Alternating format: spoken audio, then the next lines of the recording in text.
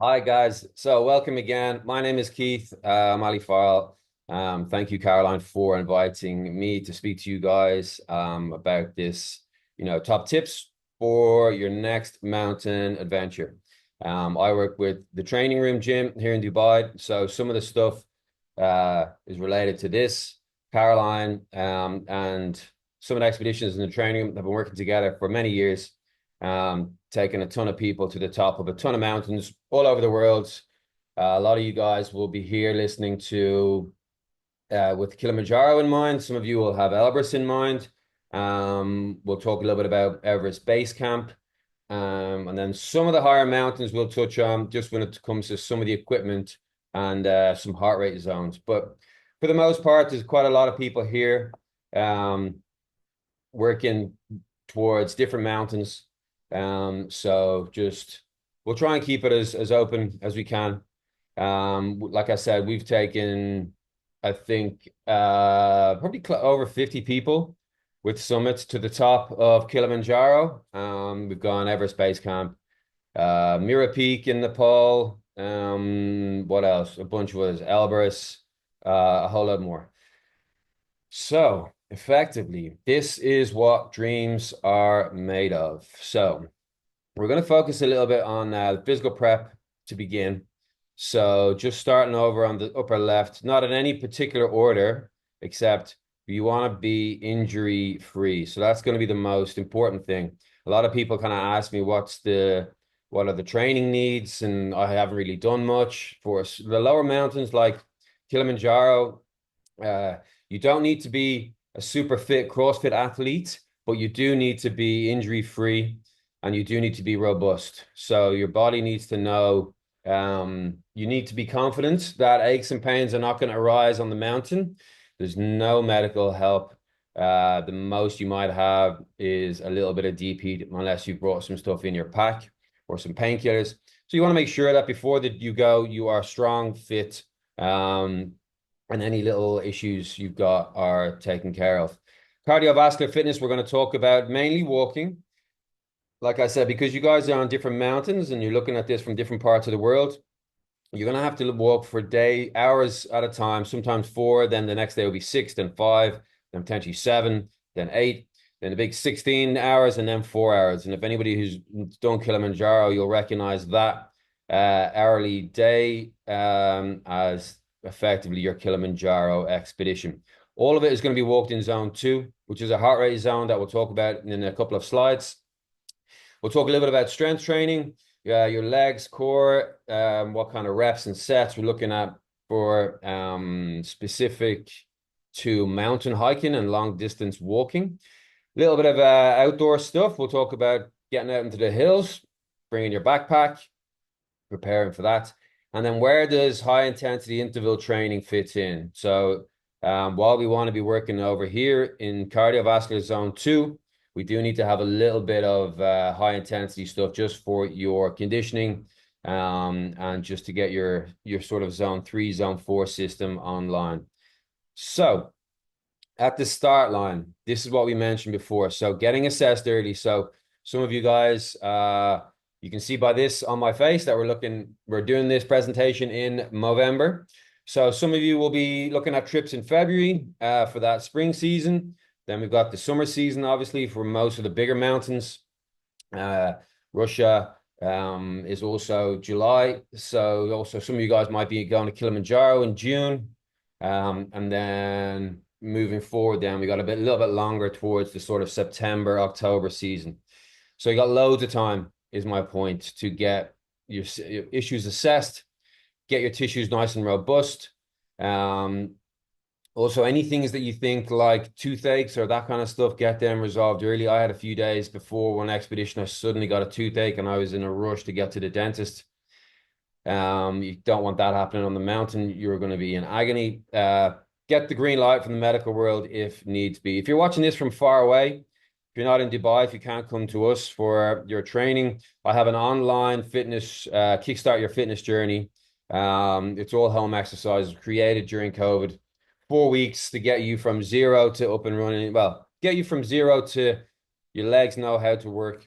You basically, when you get to the mountain, like I mentioned, you want to have robust tissues, injury-free, and your body needs to know how to recover. So when you go to sleep at night, you wake up the next day feeling your body's feeling good. It's not waking up the next day with tight quads, tight hamstrings, tight lower back, stiffness in your calves just because you got onto the mountain, have you done absolutely nothing. So for some of the lower mountains, you don't need to be a CrossFit pro, like we said, but you do need to know how to recover and be injury-free. So contact me after this if you want. I can give you the link. It's on alifeofeducation.com. Okay, here's the science bit. So I'll try and keep this relatively clean because I could go deep into this and spend hours talking about this just alone. We're looking at when you're on the mountain, you're looking at doing multiple long distance events back to back. So a marathon might take you 4 hours, 5 hours, 6 hours. That's kind of like what we're talking about. We're talking about multiple marathons day by day, back to back. So we're looking at being in zone 2 for the majority of our preparation, with the aim of being oxygen and fat fueled on the mountain. So what zone 2 basically is, we have 5 heart rate zones. Kind of zone 1, 0 to zone 1 is just your everyday moving around. Zone 2 is where we're utilizing fats and oxygen as your main energy source. 3 moves into carbohydrates, and then 4 and 5 are where your red zone, you're in your kind of anaerobic lactate system. So no, don't worry about zone 4, zone 5. What tends to happen is people, when they do their cardio training, when they go out for runs or cycles, they alternate between zone 3 and zone 2. So we want to be down in zone 2. How we get the zones is basically, I want you to take this number, 180 minus your age. So I'm nearly 40. So 180 minus 40 is 140. So 140 beats per minute on my wearable tech is the top of my zone 2. So I don't want to go above that, or I'm going to be in zone 3 and I'm going to be burning carbohydrates as my fuel. So you can do that quick assessment yourself, that quick arithmetic yourself, and then you'll figure out where the top of your zone 2 is. And what I would then recommend you do is take another 5 beats off that. So I want to be really below 135. The reason for that is every now and again, when I look at my watch, if I'm trying to stay below 135, then I will be maybe pop up to 138, 139, 140. Then I need to slow the pace down.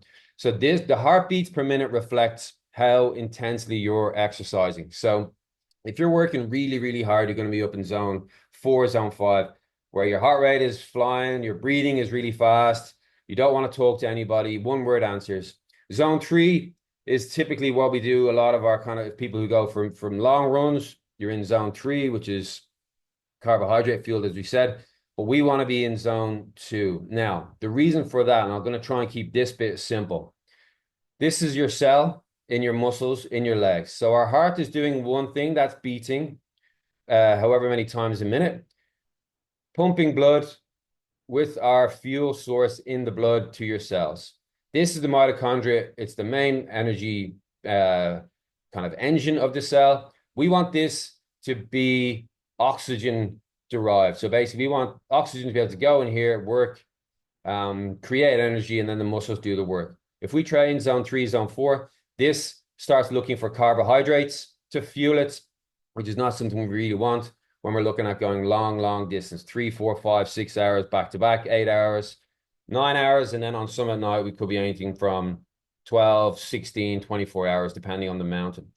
So if this is carbohydrate, and if this is a carbohydrate engine, there's only a limited amount of carbohydrates that you're going to get. And then you're going to basically hit what they call in endurance sports the wall, where everything slows down, your legs feel like lead, and you basically can't continue at the same speed as you'd like. If it's oxygen and fat, there is infinite amount of oxygen in the area, in the atmosphere from the air. Even when you go to altitude, you still have an infinite amount. And then your body fat will be able to also provide your storage. So zone 2 is where we need to be to stop us basically falling off a cliff from our energy fuel and hitting that wall. That means when you're training, you're looking at your heart rate. You should be able to have nice long sentences in zone 2. You should be able to chat to the person beside you. You're not interested in having long conversation, but you're not absolutely gassed. So if you remember nothing else, 180 minus your age is the top of your zone 2, and then keep your training below that. That might mean a little walk, run if you're out for a run. But if you see it's going up, you just simply slow the pace down, back off, let your heart rate come back down, and then continue on. Cycling, step machine, treadmill work, all that is still applicable. If you don't have a wearable, I kind of advise you to get it, especially if you're going to start putting the work in. You really want it to be super efficient with your time.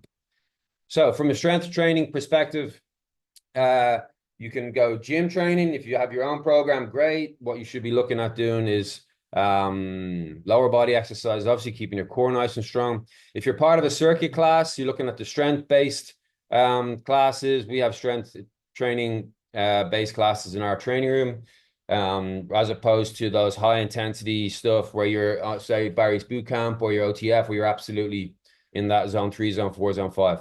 So the strength-based training circuits, if your gym has it, any rehab exercises you want to do, get those done soon before we start, so you can get your tissue strong and then start laying down the foundational strength.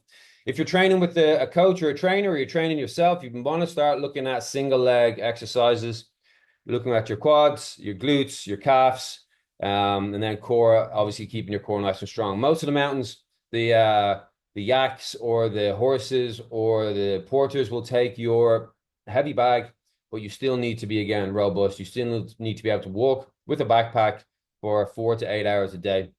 And on summit day, it's even more. So your core needs to be strong, shoulders need to be strong, depending on your starting point. For the repetitions, as a overall guide, you want to go higher repetitions. So you're doing sets of 12, 15, 20 reps at a time, which means the weight will be light or moderate, depending on how advanced you are. But we're not looking at doing those super heavy squats, super heavy deadlift, super heavy leg press, hack squat, all that kind of stuff you can do, but bring the weight down and stretch the repetition. So we're working for much longer, and getting your legs used to working for 60 seconds, 45, 60 seconds, as opposed to, 15 seconds with the lower reps. Okay. Examples of strength exercises, if you're choosing your own workout, or if you're speaking to your own PT or your own coaches: walking, lunges, standing or reverse lunges, they're all great, single leg stuff. Step ups on a low box first, or a high box, and then you can even put a wedge on the box if you've got that small little angled kind of a wedge where your foot is up. There's the box, your foot is at this angle. You're just working that foot position, and then as you get more advanced, if the wedge is still at that angled shape, you can put your forefoot on the wedge, and then your heel is off the floor, and that'll start to condition the muscles of your feet and your lower leg. Not so important for mountains like Kilimanjaro, but if you're going to start wearing crampons or doing any ice climbing, we need to get that strong heel and the back of your calf. Step downs are obviously great. You're going to spend a lot of time stepping down, even though you're going uphill. There's still going to be some downhills. It's not a one-way. Everest Base Camp has a lot of ups and downs, so you want to get conditioned through your knee. And then obviously coming back down off the summit, the step downs are going to really help you with that long day of endurance as you're hours and hours back down the mountain. Single leg press is a great one. You can really control the weight. You can really push yourself. Whichever way your leg press machine is, that's awesome. And then prowler or sled pushes, which is that big trolley looking thing, or that big sled that you'll see in some gyms with 2 big handles, lots of weight sitting on it. You don't need to sprint with it, just super slow, pushing it, getting some handles on it, pulling it, attach your TRX to it and pull it, and just do that for time. Do that for a minute and a half, 2 minutes. Pretty light. You don't need to go too heavy, but just stretch your working time a little bit longer. Cardio, then we're looking at treadmill, walking, incline, anywhere between 4 and 6 degrees. You don't need to bring that all the way up while you're walking forward. I do have backwards walking here on an incline treadmill. That is where you want to put the degrees up quite high. Turn around and then just control your steps as you're walking back. There's a really nice one for your knees, any old and achy knee pain that you guys might be anxious about reoccurring on the mountain. This is a nice one to do.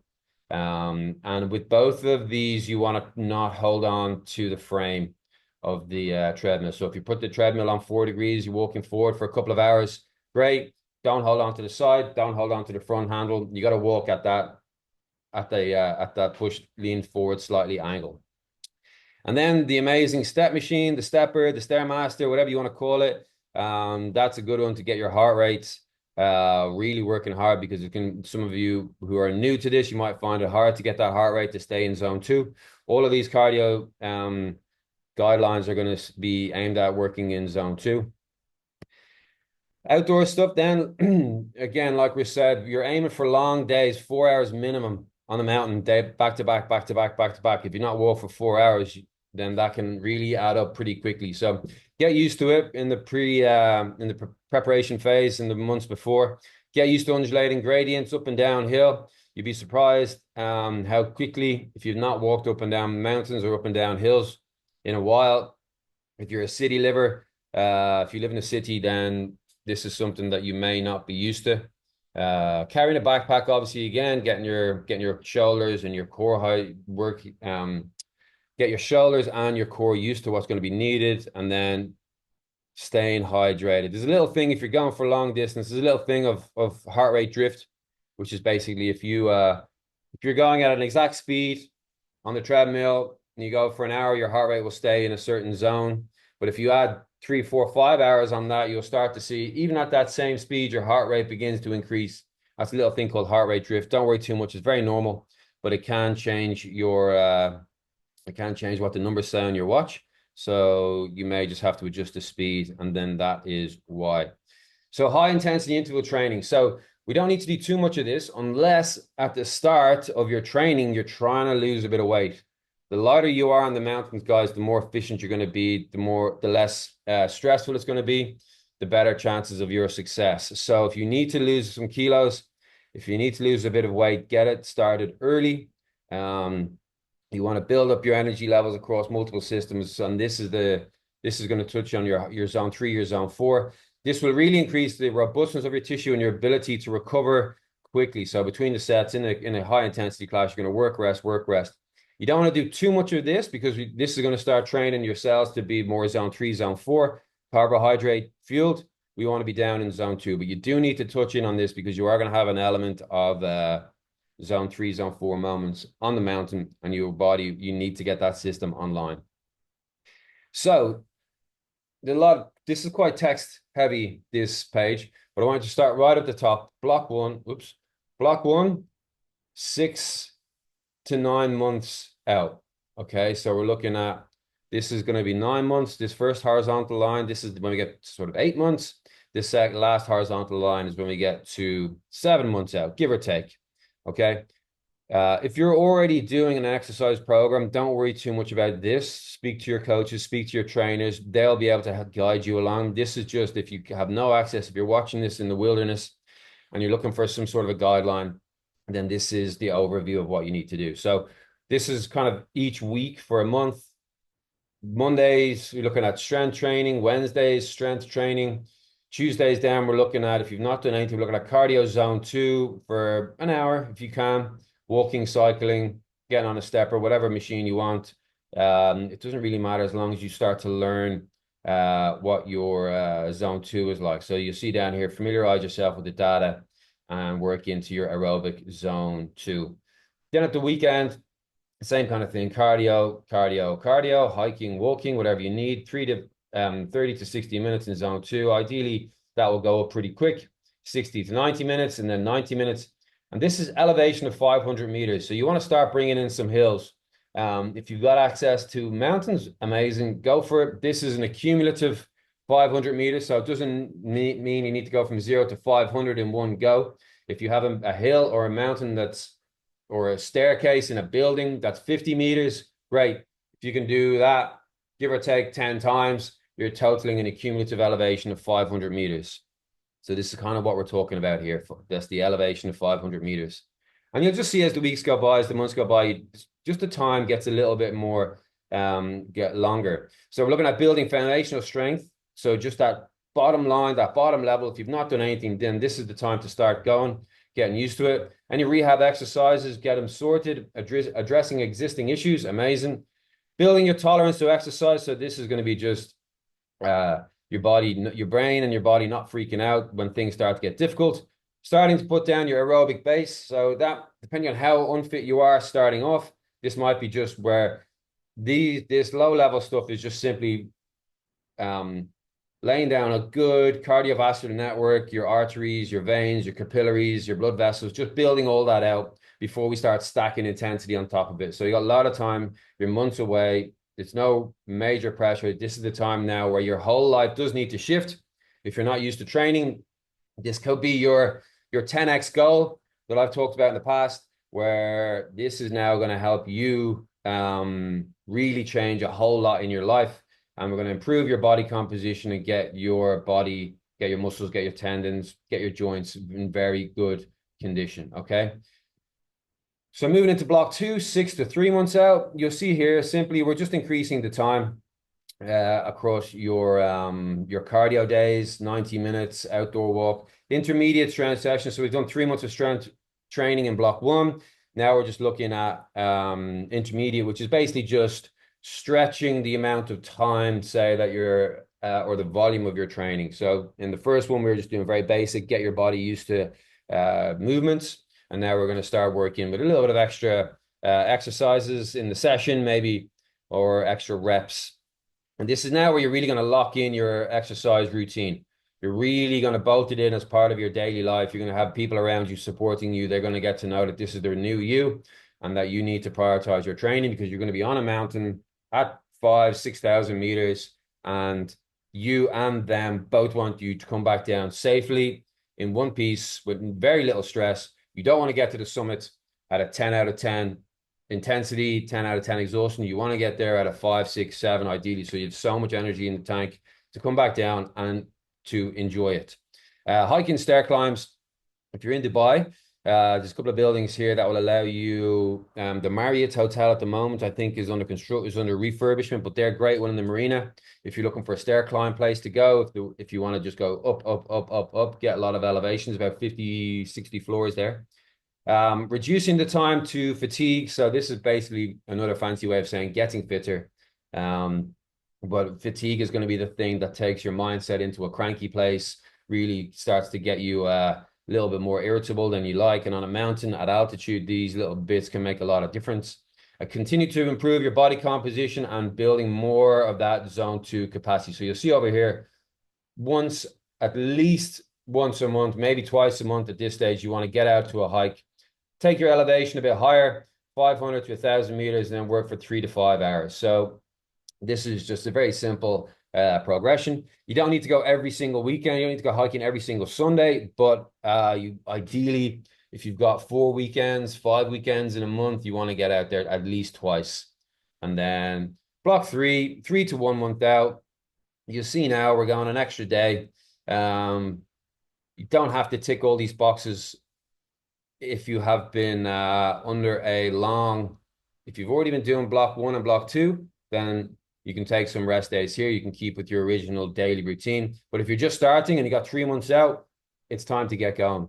3 months out and you've not done 6 months previous training, we need to look at full body strength, a couple of times, 3 times a week maybe. And then you got to walk every single day. Even on these days, you got to get your steps up. Now, you can also, when I say walk, what I mean is zone 2 training. So you can also get on a cross trainer, get on an exercise bike, get on the Stepmaster, whatever you need. We've got 1 anaerobic day a week, at least probably 2-3 times a month. You don't need to hit this too hard, but again, we need to get our zone 3 activated. We need to get our carbohydrate fuel fired up. And then this is where we're talking about the big long days of hiking, and this is where we'll also get a chance to test your equipment, your boots, your backpack, your poles, which we'll talk about in a minute. So a gentle introduction of high intensity interval training. This is really going to prepare your mindset now because we're going back to back. You got to really prioritize. We're getting real close now. This time will go past quick. You'll be a month out before you know it. Regular extended hiking trails, like we mentioned, and then putting your kit on your back, your boots on your feet and getting going. And then just building a little bit of zone 3 capacity just to keep you, to keep that energy system online. So the kit and the equipment checklist. So each of your trips with Summit will have its own kit day. It'll have its own kit list rather. With that, you'll have a kit day where it will be a Zoom call or an in-person meeting where we'll go through all of your kit. We do it in the training room before the trips. Bring all your kit down and go through it. What to pack, what weight restrictions there are, and then any special safety stuff that you need.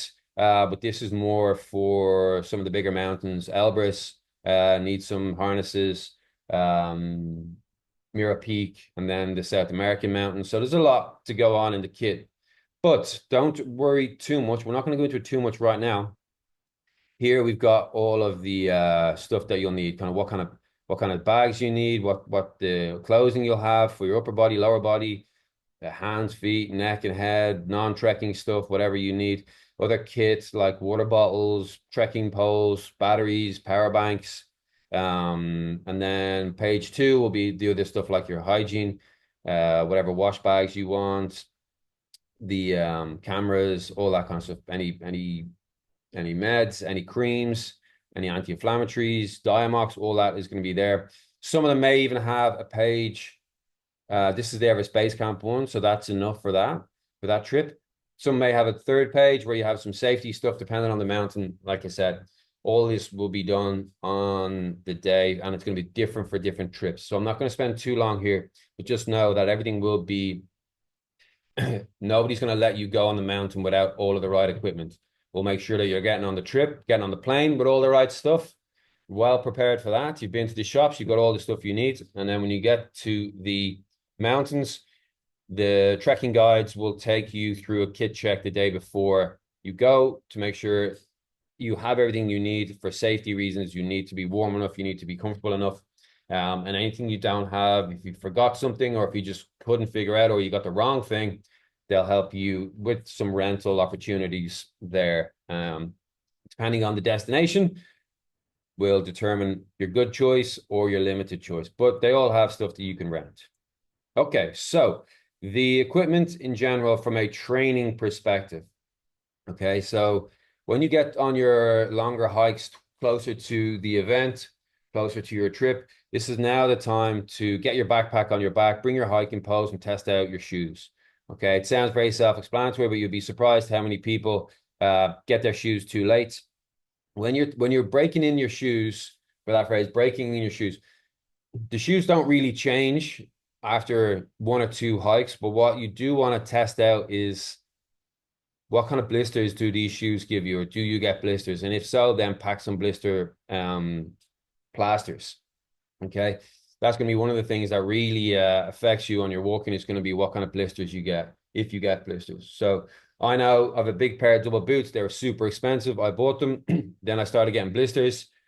I don't have a choice. I'm not going to buy a new set. They were so expensive.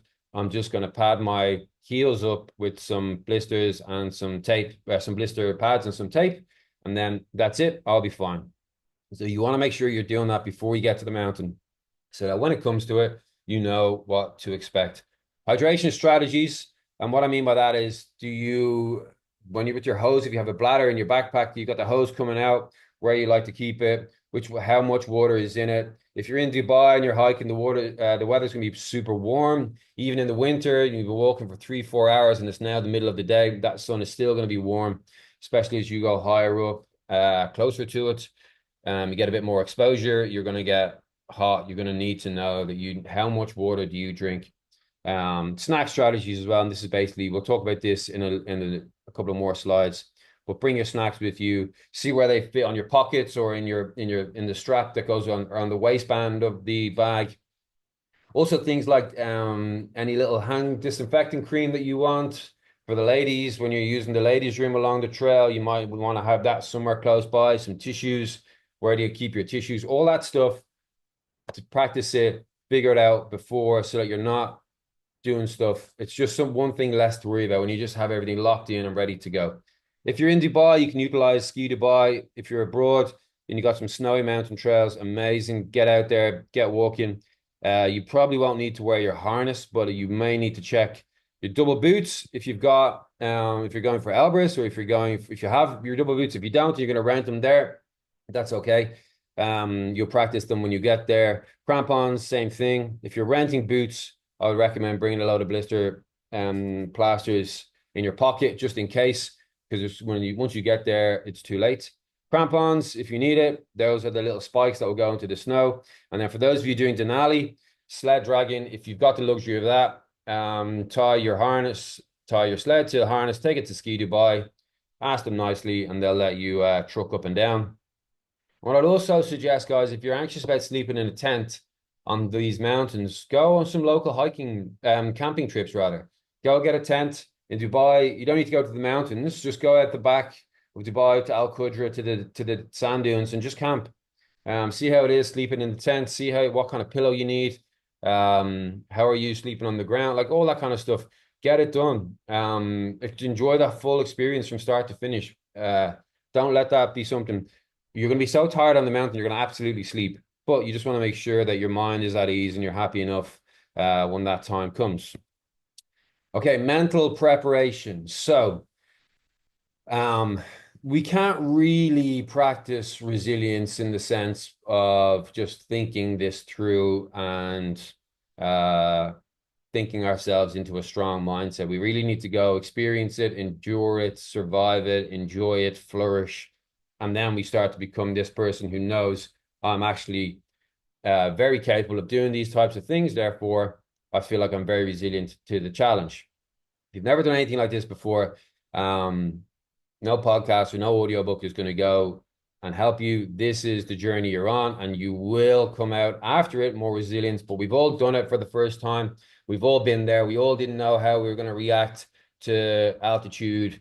We just had to aim forward and have a strong mindset and go for it. So when you get there, you're just gonna have to stay positive. It's we could talk for hours on this, but I just want to really focus more on the training and the physical side. But this is where you're gonna have to figure out maybe little thought strategies, maybe get some good music on, get some good podcasts, a good audio book, that kind of stuff. Things help you in your mindset. But the key what I tell people is this: prepare for the negative voices to start inside your own head. Okay, prepare to have the thoughts like, why am I here? Why did I do this? I can't do this. All these the little negative devil on your shoulder feeding in. You got to get that strong angel on the other side to tell you, no, you can do it. But what I would suggest you do is prepare for it, expect it, and when it happens, identify, okay, great, this is it. I knew this would happen. Why am I here? What am I doing this for? I could just go down. I don't like this. I'm not enjoying this. I could just go back down the mountain. Oh, this is what I'm here for. I'm here to fight this mental battle. Physically, your feet can walk. Your feet will go up. They'll just keep going. Your brain will tell them, keep going up, up, up, up, up, up, up, up, up. Not a problem. But it's those negative voices, your self-talk. It will turn negative. Don't worry. No matter how positive you are, you're going to be tired. You're going to be cold. You're going to be cranky. Maybe not very well slept because of the nature of the environment you're in at altitude. So that is where you just say to yourself, I was expecting this to happen. Here it is. And now I'm in the battle. And you just keep going. You turn those voices down. You flick your mindset. You do whatever you have to do. So in that instance, I would look at that. I would be visualizing that. But also, very good resource for learning what to expect is YouTube. There's thousands of hours on YouTube of whatever mountain you are doing. I've got a couple. Caroline has a couple on her page. She's done almost every mountain you could think of. So there's enough there for you to learn about your trail, learn about the speed that people walk. Just go on YouTube, Google it. You can see the difficulty, you can see the challenges, and you can also look at the speed that people are going at, look at the fitness of people, listen to their conversations when they're at their tent or they're at their tea house or whatever it is, their little hut having their meals. See how happy they are. That's what it's all about. It's about going through the physical and then sitting down around the campfire almost and joking and laughing about the day. So big fan of YouTube. Really get after that one and watch as many videos as you want. Now, the group dynamics. So having done a bunch of mountains, personally, I can tell you the mountains bring out the best and the worst in people. So even the best people on the mountain at the lower levels, They can wake up just one day, have had a bad night's sleep, and be cranky. It can even happen to you. You can wake up one morning and you can have just a bad night's sleep. You couldn't get to sleep. The tent was noisy. The people across the campsite were making so much noise, and now you've got this sort of uh-oh feeling.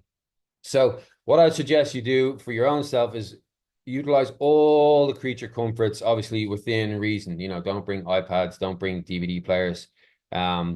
Just bring whatever your favorite snacks are, your drinks, whatever makes you feel good. Some people bring pillows, your own tea bags, whatever you need, hot chocolate, your favorite spread sometimes for when you get to camp. You've got your honey, you've got your Nutella, whatever it is.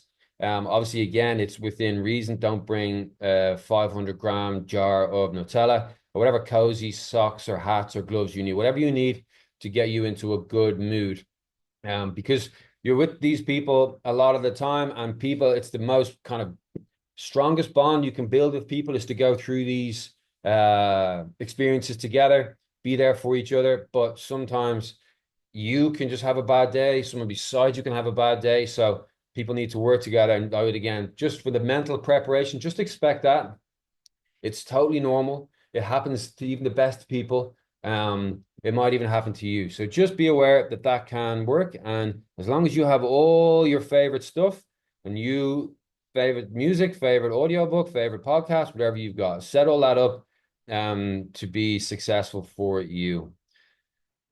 Okay, nutrition and hydration. So personally, while I'm a PT, physical training guy, I absolutely hate nutrition. I hate everything about it. I've always hated it. We have Tomas at the training room. He's our nutritionist. Speak to him. But there's a few key things you need to be thinking about. Your diet is going to play a part in your pre-expedition run-up, because while you have time, you can improve your body weight. You can improve your strength. Okay. So if you need to go on a food plan, speak to a nutritionist, or just simply aim, if you have one of the Fitness Pal apps, simply aim to get into a calorie deficit. If you need to lose a few kilos, you're just simply, with all that training we spoke about, you definitely need to look at eating enough protein. You increase your protein intake. What that looks like, contact your nutritionist. You're looking at, there's a certain amount of grams per day that you need for your body weight, for recovery, for your training. The combination of a total overall end of the day calorie deficit and 7 days a week, not just 4.5 days until Friday night comes and then it's the weekend. And then you increase your protein intake. That's kind of enough. If you were absolutely averse to nutrition like me, that's kind of enough to get you to begin to recover well enough from all that training that we're doing and lose a bit of excessive body weight that's not needed, and it's only going to slow you down on the mountain. Drinking sufficient water and electrolytes, especially in Dubai, you really need to be hydrated. You'd be amazed the difference that electrolytes and kind of those salty supplements you drop into your water will bring to your day. It just allows everything function so much better, and it helps you recover so much quicker as well. And what I'd also suggest you is bring the same snacks as you prepare. Bring the same snacks on your preparation hikes as you want on the mountain. So for me, I'm a big fan of these flapjacks. If you can cook your own, that's amazing. Put a lot of honey in it, put a lot of sweet stuff in it, chop it up into tiny little squares. These are the ones that I'll get. They're in most petrol stations, the Oat King, honey, apple ones, and there is chocolate ones, but sometimes at the lower altitudes, it actually is quite warm and sunny, so that would just melt. But what I'd also suggest is you want to bring stuff that is portable and small enough that you can pack it. You don't have these big giant bags of boxes of Pringles and that kind of stuff. But also that when you're thinking about this, when you're on the mountain, you're gonna have gloves on. So later on in your expedition, as you go higher, your gloves are going to be thicker. You're going to have more warm, chunky clothes on. You want to be able to access your snacks pretty quick. You don't want to have to put your bag down, open everything up, reach all the way in, take out this big bag, and then take your gloves off, put the glove down, then get into your thing. As soon as you put a glove down, you're at risk of losing that glove in the wind. It slides down the mountain. So you almost no moment you really want to have to take your gloves off, especially if you're hungry, tired, you're focused on the food, you're not thinking about your glove. Before you know, you look down, the glove is gone.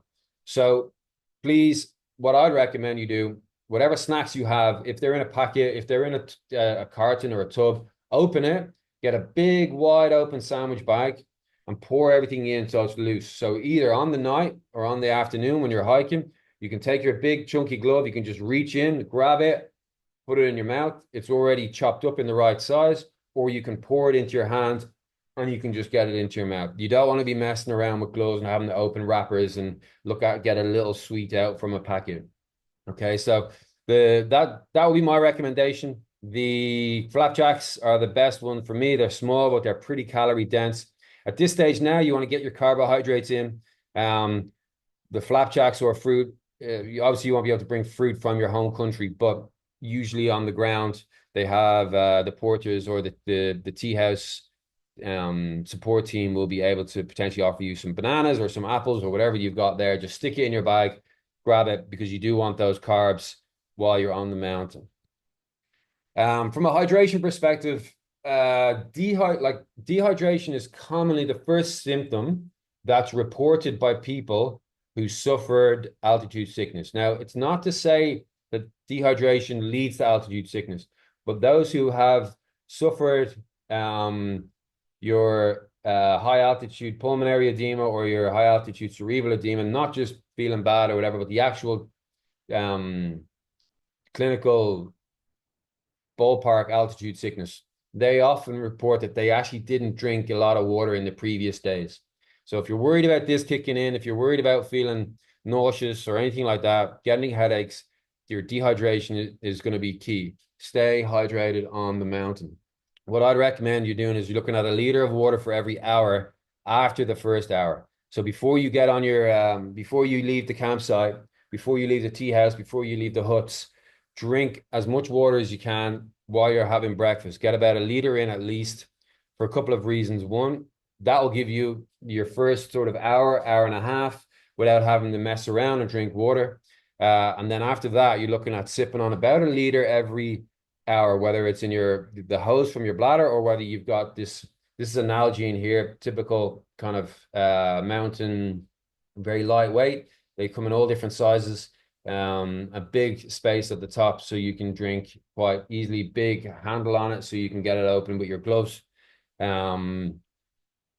Also, if you get your water in nice and early in the day, then you've got a lighter pack, you've got lighter weight on your back, and all that water is inside you doing its magic. But also, hopefully you'll have been to the bathroom in the second half of the day and in the evening before you go to sleep, and so that you can get a full night's sleep, rather than if you're still drinking liters of water at 3, 4, 5 p.m., you want to reduce rather the risk of waking up in the middle of the night, having to get up out of your sleeping bag, out of your tea house room, find the bathroom, and then get back in and then get back to sleep. So if you can get all your water into you in the first half of the day, that's a little bit better. And then you just keep a little bit of water on standby just to keep your mouth nice and moist, just to keep sipping rather than having to worry about meeting your hydration needs. Some at night is slightly different. It's temperature dependent because that hose coming out of your bladder will freeze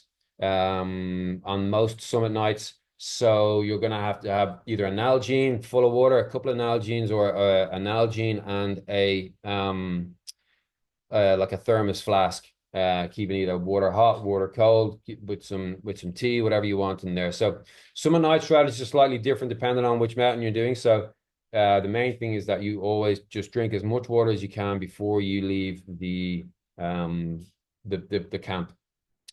And discuss with the guides or the team at Summit Expeditions if water purifying is necessary. Sometimes you may need to bring some little tablets. All of the mountains I've been on, that's not been an issue.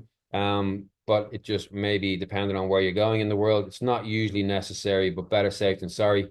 The guys will on the ground, so the Summit team will be able to help you with any of those questions. Okay.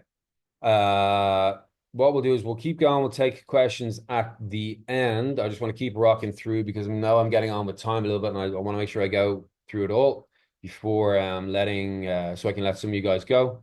So final tips. you're looking at, look, a great preparation makes a huge difference. Okay, make the sacrifices early.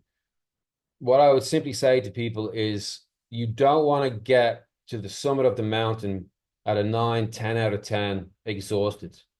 You want to get there at a 5, 6, 7 out of 10, 8 out of 10 maybe of tiredness.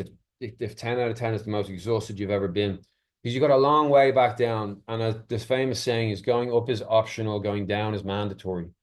You want to enjoy it. It will, for a lot of you, be one of the toughest things you ever do in your life, but that's still, you don't want to completely empty the tank on the way up. You want to, so put the hard work in early. Um, when people come back and they say that's the hardest thing I've ever done in my whole life, they can't really describe how difficult a lot of these summit mountains are. So assume that you're going to struggle and prepare hard for it. Listen to the guides on the ground when you get there. They'll take a slow and steady pace, follow their lead.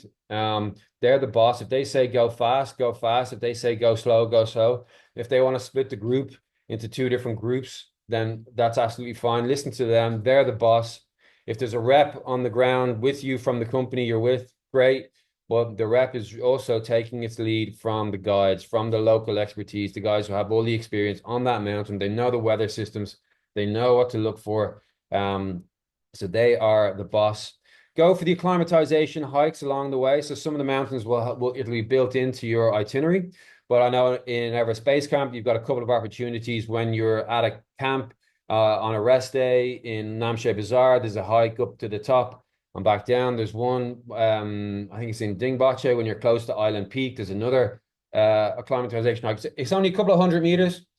Go for those, guys. You want to give yourself the best chance. The fatigue you feel on that will not outweigh the benefit you'll get from your physiology adapting to the altitude. Work as a team, and that will come naturally, hopefully, on most of your expeditions. If somebody needs a bit of Vaseline, or if someone doesn't like this food at dinner time, but they like that food, if you can do this, give them a little drink, give them some snacks, help each other out, be there for each other, all those things. Where it makes life a lot easier. And once you're there, guys, just enjoy it. Let the experience wash over you. It's not Dubai. The accommodation is not what you're used to. The people have their own culture. You know, I wouldn't say lower your expectations, but expect to be blown away from all dimensions, and just fall in love with the little things along the way. So in Kilimanjaro, you wake up in the morning, they bring you the little tea, coffee on the tray. It's so nice.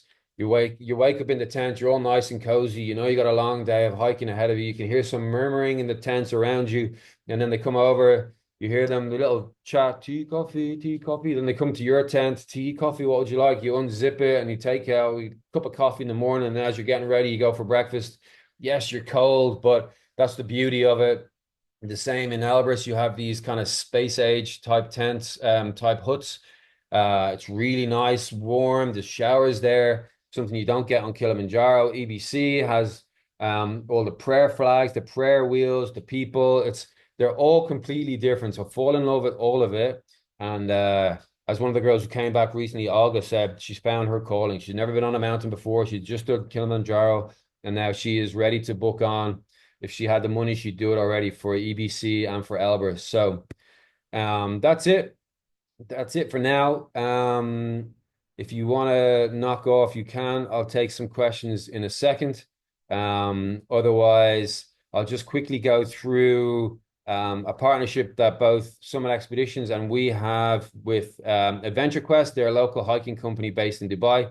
They have listed their hikes into categories that explain the difficulty quite nicely. They've got level 1, which is 500 meters elevation, 10 kilometers of distance, 2 to 3 hours to complete. They have level 2 hikes, 800 meters elevation, 15K, 3 to 4 hours.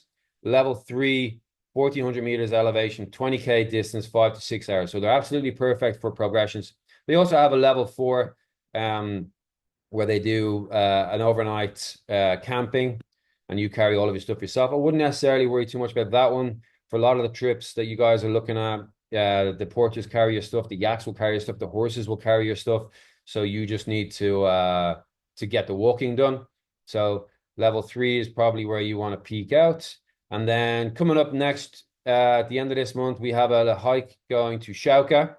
Level 1, Shauka Dam, Sunday, 24th of November. There's another one on the 1st of December, another level 1. So you can tick both of those off a week after each other and get out in the mountains. Then you got a bit of a break for 5-6 weeks until we go to the Hidden Oasis in January 12th, which is an amazing hike.